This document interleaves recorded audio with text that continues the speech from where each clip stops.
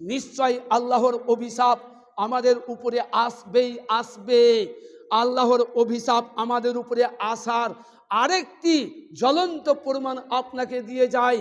আল্লাহর অভিশাপ আসার আরেকটি আপনাকে জ্বলন্ত প্রমাণ দিয়ে যায় যে আমাদের চোখের সামনে থেকে যেই জায়গাতে মানুষ হাজার হাজার বছর ধরে সাজদা করেছে, যে জায়গাতে মানুষ হাজার হাজার দিন ধরে আল্লাহর ইবাদত করেছে, যে জায়গায় মানুষ হাজার হাজার দিন ধরে হাজার হাজার রাত হাজার হাজার দিন মানুষ সাজদা করেছে, যে জায়গায় মুসলমানেরা কন্দরন করেছে, চোখের পানি ফেলেছে, সালাত আদায় করেছে, রাতে উঠে উঠে তাহাজ্জুদ পড়েছে, সেই জায়গাটা আজকে আমাদেরকে ছেড়ে দিতে হচ্ছে। কেন? এজন্যই আমাদের ঈমানের দুর্বলতার কারণে। আজ আমাদের বাবরি মসজিদ চলে গেল কিসের কারণে? আজ আমাদের বাবরি মসজিদ চলে গেল কেন? কেন চলে গেল? এতে কি আমাদের